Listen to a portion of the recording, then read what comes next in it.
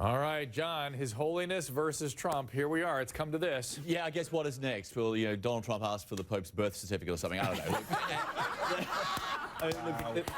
The backstory and all. I like the fact that we pulled the desk away from CNN. We got John, the real John, right away. Here we go. Off the bat. Look, the context in all of this is that the Pope was on a visit to Mexico.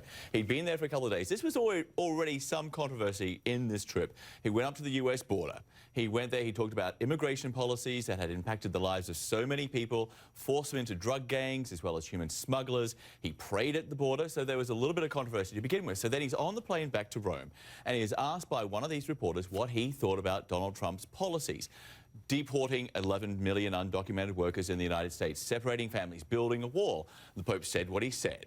And then we heard what Donald Trump said. And, if you thought that Donald Trump was happy when President Obama said he was never going to be president, then Donald Trump would never be president, then today this is not quite a gift from God, but it's a gift from God's emissary. Because this is the vicar of Christ. The vicar of Christ. Exactly.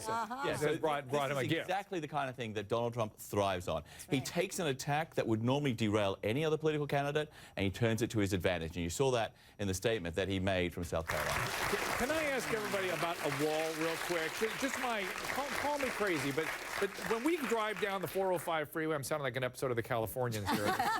We drive the 405, we hit a wall. It's called the border, where a bunch of guys with guns and uniforms stand around, and there's a big wall there. There's a wall there. We don't go take that wall down. So why is extending that wall and making it work better such a point of contention for people? Because I think the Pope was trying to make a very eloquent point, that the president should be about building bridges and not building walls. And that Donald Trump is not just talking about a literal wall. He's talking about keeping desperate people out, poor people. And the Pope has been all about the least amongst us. That's why he's at the border praying with people who are desperate to have a better life. That's why people come here. That's who the Pope is siding with. Shagun. Yeah, I have a problem with the Pope, God's vicar here on earth, in American politics.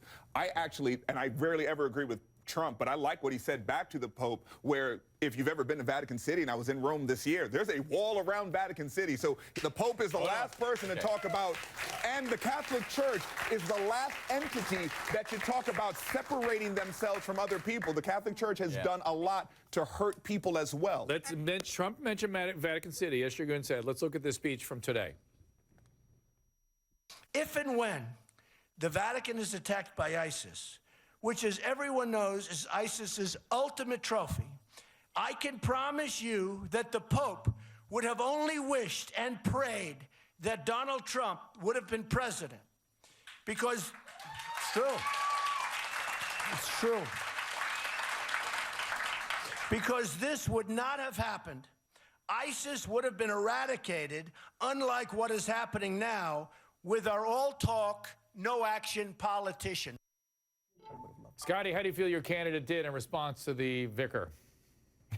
Well, I think that Mr. Trump on Saturday night needs to send the Pope a huge fruit basket saying thank you, because this is exactly the issue that brought Mr. Trump to the top of the polls. Immigration. 179,000 convicted criminals, illegals, were deported last year back to Mexico, and the Pope being down there never addressed the issues of war and the gunfight and all of those things that are driving people to come to the United States. He didn't actually talk about that down in Mexico. Rather, he was so quick to condemn the leadership. And last time I checked, I don't remember any of our presidents getting involved when the Vatican and the Catholic Church were having their problems with the sexual assault since 1985. In fact, they stayed clear of it. Well, I wish that the Pope would have kept that same kind of standard. And again, the issue of their own walls, and they have not necessarily, they don't just have a couple walls. They have walls, and then walls, and then places nobody can go except people that are ordained.